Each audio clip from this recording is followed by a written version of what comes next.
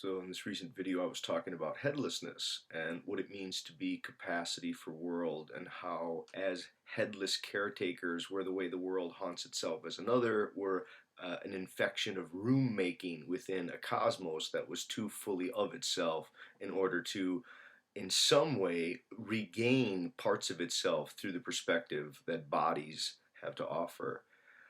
I have tried to say in many different ways that truth is not set in contrast to perspective, that perspective makes truth possible. Only where there is perspective could you have truth.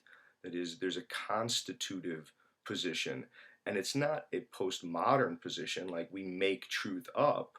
It's that perspective is one of the preconditions. It's a necessary but not sufficient condition for the disclosure or the appearance of truth. I think one of the things that was funny is one of the recent responses, I had a guy kind of post this hostile video. He got all animated, and he was saying, and I had suggested that a marker as a thing, as an object, it occupies space very differently than a living organism does, and then even humans occupy space not only as living organisms, and not only as things and as living organisms, but also as those places and moments that can entertain what is not the case, radical, imaginative places, distant places in space and time. And the the man started to haggle and suggest that no, you occupy space the exact same way as a thing does. And then we had this little exchange, where I was saying, does that mean you can lock a marker up and, keep it caged up? And, isn't there a sense in which an organism has a territoriality, a degree of needing to range and rove over a space that it's part of its identity. I mean, the larger territories and the environments in which organisms live, it's not as if they're just discreetly over against those environments. I mean, those environments are incorporated into their bodily needs for exercise, for I guess, relating to those environments. So when you look at an organism, it becomes somewhat problematic if you think of it as just reducible to the space that the body occupies, as if, like a thing, you can just measure it by, again, you know, try to take, how many people you can fit in an elevator. Well, there is a sense in which, yes, bodies occupy space, and you can ask that question. But for how long can people stand all next to each other like that? Well, that's a very different question. People need to move around and rove space, and it's partly because you have a forward. I mean, bodies have forwards. They have a de-direction. They have a directionality in what's sometimes called de-distancing. That is, you see things, encounter things, regard things in the distance, and then you bring them near. Either you have someone else bring them over to you, or you go near them, or you trace where they're moving. I mean, there's lots of different ways that things in the distance are negotiated. Okay. I think, and well, the person then said, well, why didn't you just say it in terms of territoriality? Why do you have to go into all this headlessness stuff and all this convoluted language? And I wanted to say, well, I didn't just mean the territoriality stuff. I meant something much more complex. I think the headlessness stuff adds something, and it's a defamiliarizing description that's trying to disclose a fact. And when I say you don't have a head, I don't mean you, that is you who's listening to this, don't have a head. I mean I don't have a head. I mean each of us is a headless clearing by which the world makes room for itself. It's only other people who give you a face. I mean, in societies prior to the mirror, especially in traditional oral societies, other people decorate your face. I mean, your face is for other people. It's not something you have to deal with. The practical implications of this are absolutely significant. The rampant narcissism, the degrees to which people are now concerned with, and they spend thousands and thousands of dollars, countless hours on a daily basis, get worried about how they look. And it's something they'll never have to see. You don't have to look at your own face. It's something other people do. And yet the cosmetics industry, the various ways that fashion industry have taken advantage of this modern estrangement of trying to encounter oneself as one's body is seen by others. I mean, it's one thing to be concerned roughly with it. It's another thing to make it a preoccupation and a kind of fetishization. I think that's what's happened. The visual dominance and the belief that I'm just a thing in space rather than I'm capacity for world has made people in a really, in a lot of ways, into a very trivialized sense of identity. Instead of seeing themselves as the very way that the world worlds, and to see the greatest gifts they have are the disclosure of a magnificent world all around them with just endless variety of so many things, instead of seeing that and trying to appreciate it and reflect upon it and again imagine as best they can what all of that means, instead they think the world is just a thing, like it's a space in some kind of, it's a pre-scientific worldview, like it's a given space that's just there, and then bodies also happen to be there. I mean, it's such a problematic view. I think, another way to get at some of this is, and this came from the dialogue I did with To Be Serious about, I think we were on board that we're not trying to make an appeal to the supernatural. I don't think that's the claim. We have to move out of a naturalism, but the question becomes what kind of reductionism enters in with too narrow of an understanding of the way an organism relates to its environment. So I think if you, again, this visual dominance is something like you want to go into a science classroom where you look on a wall and the wall has each of the different organisms sort of laid out there, and you're looking at the organism, and then we imagine that what you can do is just study the organism environment relation. So you're going to look out there and you say, okay, how does each organism relate to its environment? And that kind of works, but it gets more complicated when you start to move into, okay, what are social animals? And how are some organisms more or less dependent upon others? I mean, a tuna that just drops out eggs and the fish just kind of hatch and then go about their business. This is so different than an elongated maturational period that's extended dependency upon others of its clan or of its tribe or of its herd. I mean, there are animals and even high mammals, right? If you look at Dunbar's work, one of the things about brain development is that humans are born uniquely with the amount of brain development still to go on outside the body.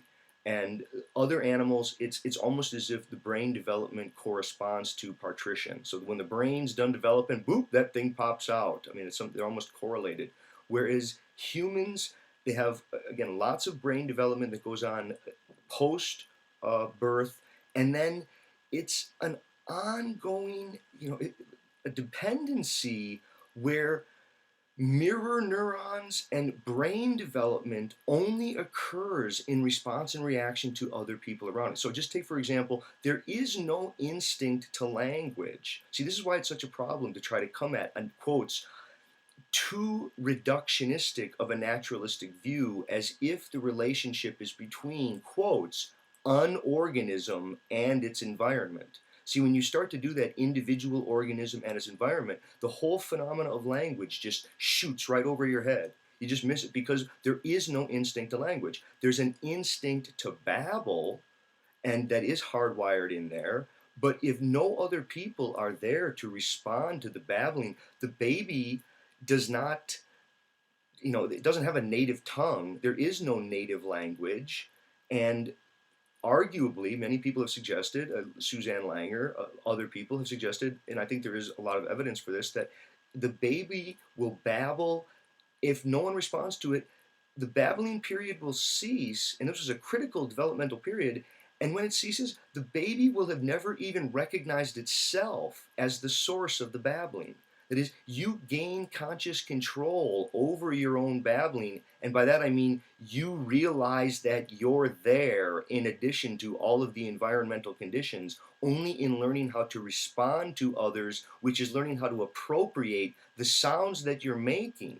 See, I think we think of language in some way as if it were something consciously controlled, and we do have to we gain conscious control over the babbling, and that's part of the incipient or the early beginnings of what we're going to call conscious mind, theory of other people's un- understandings. I mean, again, understanding not only our own subjectivity, but the beginning of understanding of other people's subjectivity. All these are sort of interwoven in learning language. And I guess what's so fascinating there is that then you start to see that this problem of the organism environment is more complex than that. That it has to do with a socio-historical condition. It's what Korzybski called time binding. You know, when Korzybski in the 30s and the 40s and 50s was first writing his work, and this was a major, major contribution. You look at his book, Science and Sanity. It's a fat tome trying to bring together mathematics and science for a revolutionary new understanding of humans. And he claimed that there were three kinds of organisms, and one he called chemistry binders, and one he called space binders, and one he called time binders. And this time binding function he reserved for humans, and it largely had to do with language, with communication technologies, with the degree to which humans are properly understood as historical beings who have an elongated developmental period, and they have to fall into history, and they learn to appropriate history as the very condition of their own self-awareness, right? I mean, their own subjectivity and their own sense of self is now inextricably bound to and woven up, sort of, it's been constructed out of all of those historical conditions that I guess are represented and buried in the language that the person then uses. The point there, though, is that there are, and the language that I would use is transcendence. There are forms of transcendence where the organism is more than simply in an immediate relationship with its environment. Now, there is a sense in which sensory capacities are different forms of abstracting process. They're not little windows onto what's there. I think that's part of the problem. I mean, even when when you're looking at the world, your brain has to do lots of complex processing because the lens of your eye renders the image on the retina of your eye upside down. And so your brain has to re-scramble an upside down image and coordinate what you call right side up vision. And we don't notice all of this, obviously, right? I mean, your senses are very abstractive and they're very potent. But language then introduces radical alterations in, I guess, the kind of discriminatory capacities of the senses. I mean, you know, a simplest example would be the word is. Okay, so one of the most complicated words in its dynamic in Western history has been the word is, and it's called the copula. So if I take a marker like this and I say the marker, the cap, I say the cap is blue. Let's even do it that way.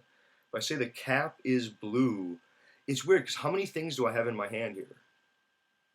And yet when I say the cap is blue, it makes it seem like there's two things. There's the cap and the blueness. The is takes apart and then brings back together.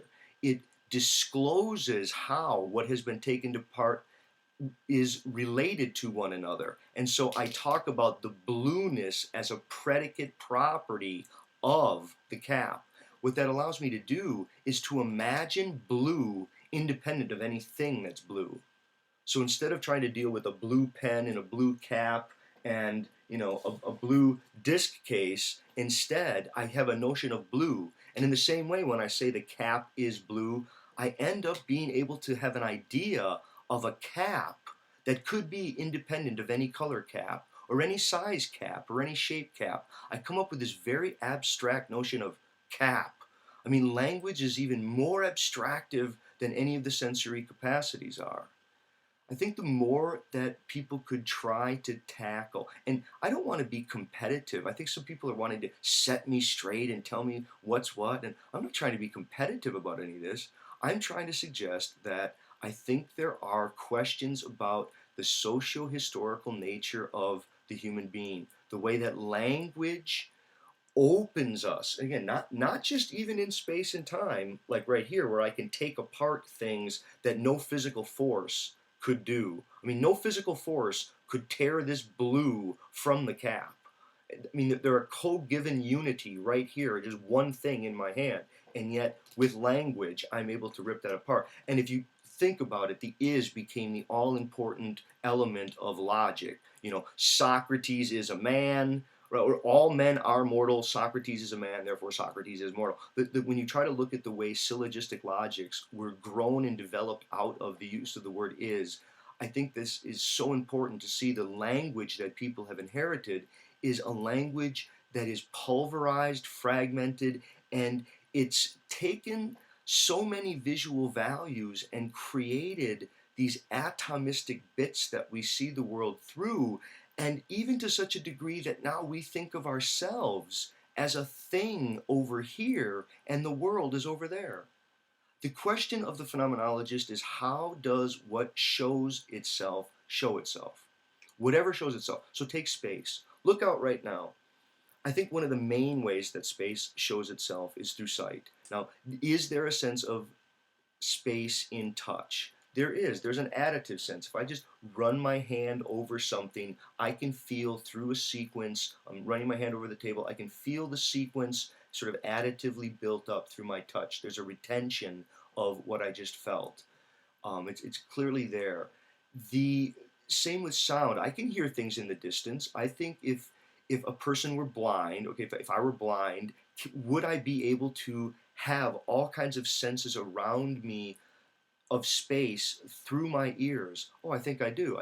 There's a lot of directionality, although sound gets a little tricky. If a sound is directly in front of you or directly behind you, you can confuse it because you're able to tell the directionality of sound by where the sound wave hits each ear, right? I mean, there's different sound waves, and if it's directly in front of you or directly behind you, you can in fact confuse them. Sound in general as well. You can sometimes be confused and unable to locate the source of a sound in a way that sight never has that. Now, the point of all of those different um, discussions of space is that I don't think there is just a thing there called space. There is an overflowing of, you don't even know what it would be. To try to get at how big a room is independent of consciousness, it's just an odd question. There's always a problem of scale and scope and size. We don't know the magnitude of, I mean, how big is this room for a microscopic organism on my body right now? I mean, the issue of size and what space is very difficult, especially now that we have subatomic space and very big spaces. The the cosmos, things like this. At any rate, those are a whole range of issues that I wanted to, I guess, kind of cover for people. When I say that you are a place and moment of the world haunting itself as another, and you've been cleared for a world and your capacity for world and your very headlessness is the way that the world shows itself, and the world can have a face because you don't have one, and you're everyone's face but your own.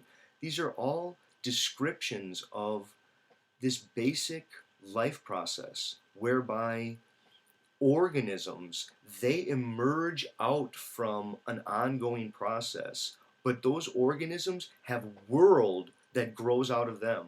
World is not a thing that organisms are on or in. It's like organisms are part of an earth and they've grown out of the earth, and then as that element of earth grows out, those organisms throw world outside of themselves. I'm not saying there's nothing outside of an organism's world, and I don't mean it like a subjectivism.